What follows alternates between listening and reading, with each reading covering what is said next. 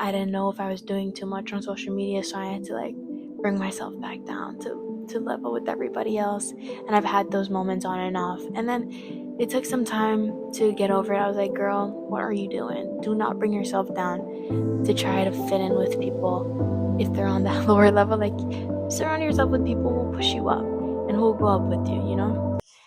Wow, holy macaroni, y'all see that? In this YouTube video, we're gonna be answering some questions that most of you guys have had and have asked me or have expressed interest in, and I want to provide that valuable information. So, let's start with an introduction of myself because a lot of you guys don't know me. I haven't really spoken in front of the camera and kind of introduced myself or said the reason I'm here on social media, why I have such a following, where it even came from, and what's my relevance. Because I bet some of you guys are like, who is this girl? Why is she here? And what does she have to offer? This episode is called How an Island Girl Gained Her Success on Social Media. Because when I started, social media wasn't as polluted, not even polluted, but like it wasn't really a big thing like it is now. Literally everyone and anyone, your mom, your grandma, your grandpa can be an influencer. Like the title I feel like is not of much value nowadays because anyone can be it, you know. I was born and raised on the island of Pohnpei in Micronesia in the Pacific Ocean. And this is what I tell everybody when I explain when I'm here in America. It's northeast of Australia. So if you know the map, then you'll be familiar with that. But if you don't, like most people aren't, then I don't know, but you can just look it up. I remember I had this talk with my dad one summer when I was in Florida, and it was like, okay, he sat me down. He was like, do you have like an idea of what you want to do for work as a career? Um, and at the time, my mindset was like, bro, I literally have no idea. Why would you ask me that question? I felt super pressured. Like when anyone would ask me, what do you want to do after you graduate? What do you want to work as? What do you want? Boy, I don't know. I'm literally 17. But I also think, just adding in, that's the beauty of life. Like, you're not supposed to know. Like, not, you're not supposed to, but I think it's super exciting and it makes life more exciting when you don't have everything strictly planned out. Because I don't know, to me personally, you follow the plan, something goes wrong, and you feel like shit. Like, you're like, damn, my life is over. But so far, that hasn't been for me just because I don't plan like that. But also when I think about the positives of not planning an exact life that I want to look for me, um, it just makes life super exciting because you take this very beneficial journey, you take this path, and then more opportunities come in. You open all these doors, and it just all aligns. And I feel like my dad told me his stories of like his journey growing up, college, yada yada, yada, and his career and where he is now at life because he met my mom in Pohnpei. This American guy met my mom in Pohnpei. At the time, nobody really knew where Pohnpei was, so he didn't plan that out. He didn't know that was gonna happen. And for me, I feel like I was inspired by that, and I have hope in whatever my future, your future has. Just keep taking on challenges, you know? So getting back to the story. He said, what do you want to do? I said, I have no idea. I have no idea. No idea.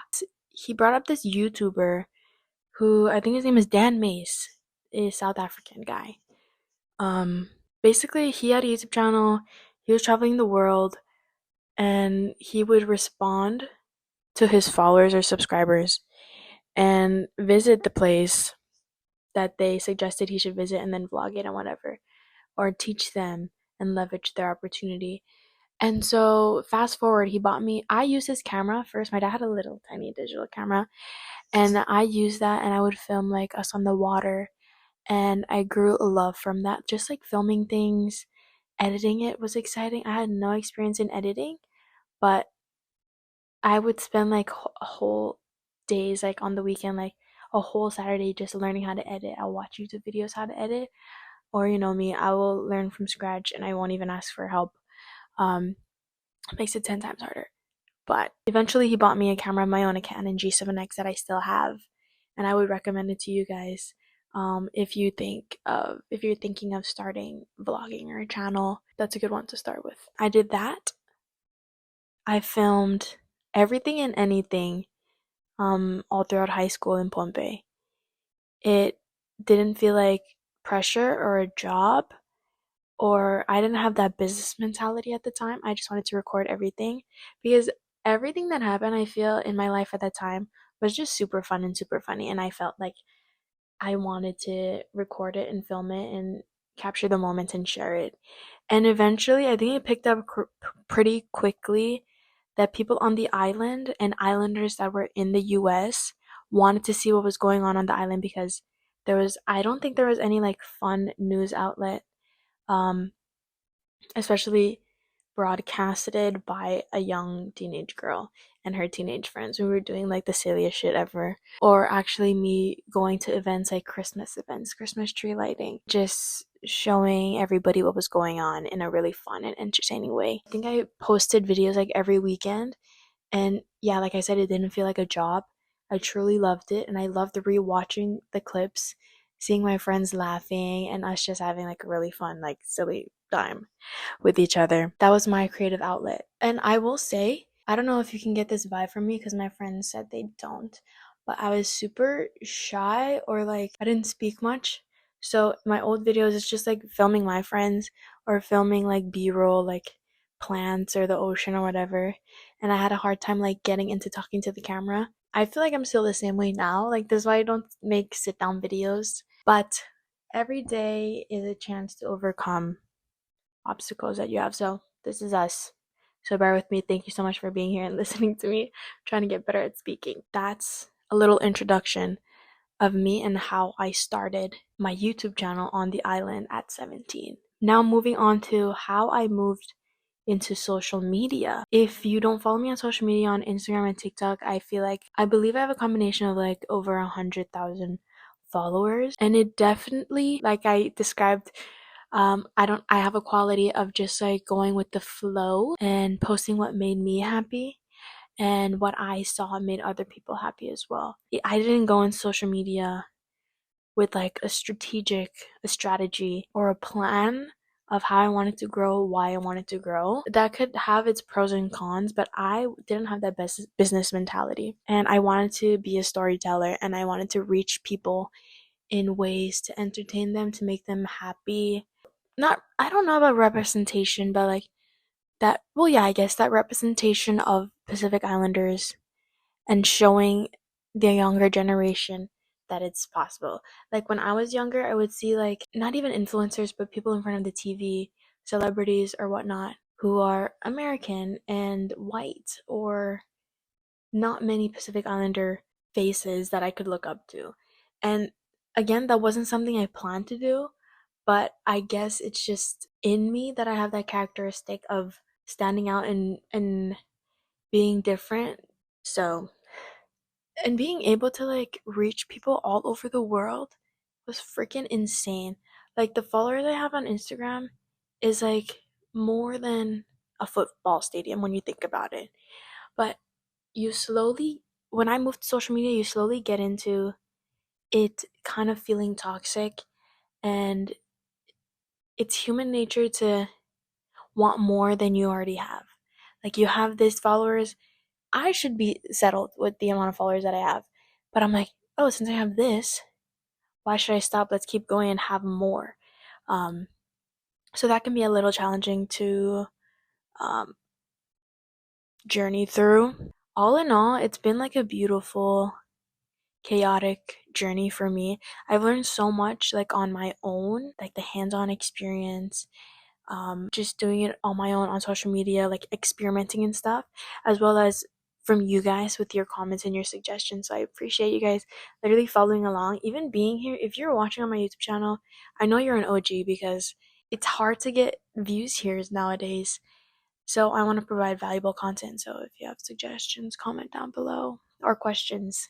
That's how I moved to social media. I would say the sad thing about switching over to short form content like on Instagram and TikTok was I definitely lost my patience and creativity. because I stopped posting on YouTube. YouTube gave me that patience, and I kept growing my skills and learning new skills. I would literally edit like a whole Saturday. Instead of going out or doing whatever, I learned how to edit a whole video. And that was a great creative outlet for me. Of course, you can be creative on the short form videos, but I don't know, I definitely, like, looking back, I value that.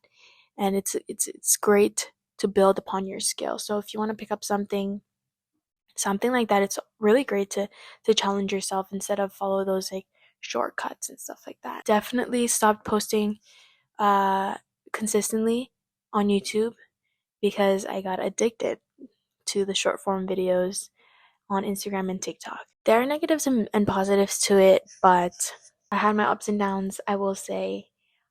It definitely got to a point where I had multiple times where I was like, damn, do I just want to quit? Like, I just want to quit.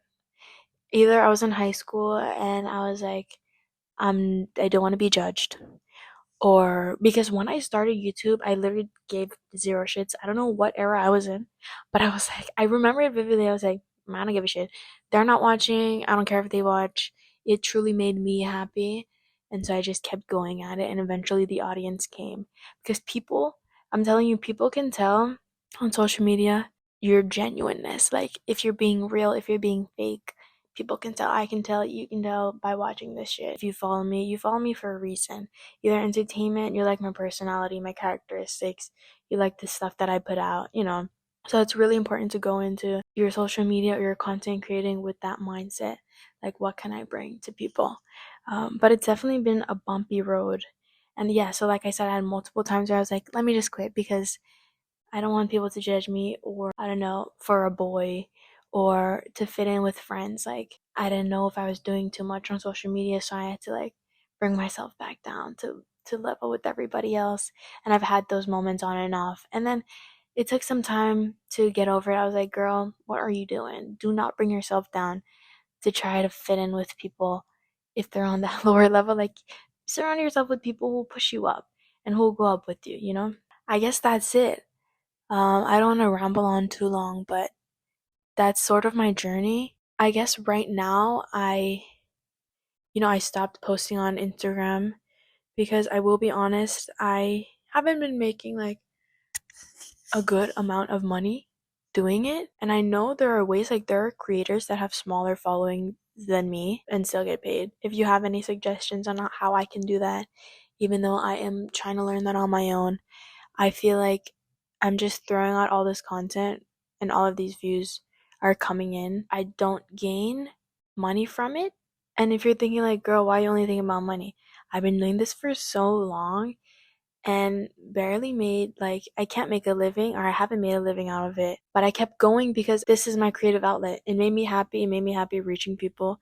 People have messaged me and been like, you've inspired me to start my own social media, or like be more active, or and I'm like, damn, like if I can reach people and do something positive in this world, it truly makes me feel like my life is fulfilled at the age of 21. Like, insane. Now that I'm thinking about it, now that I'm ranting to you guys, it's actually insane.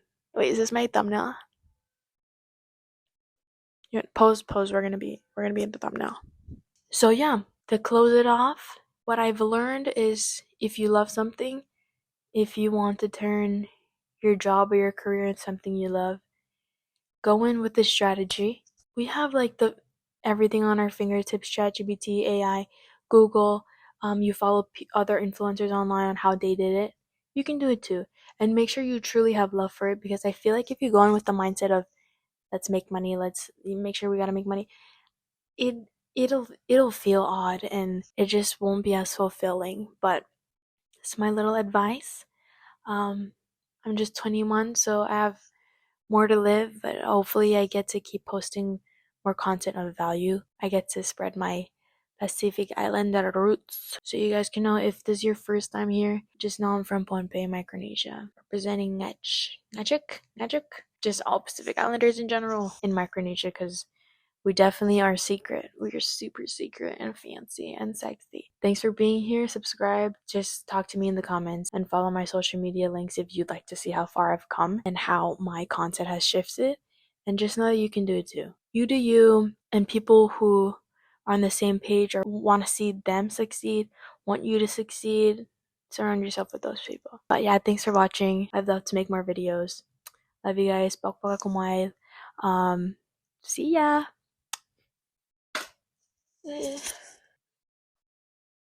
Donzo.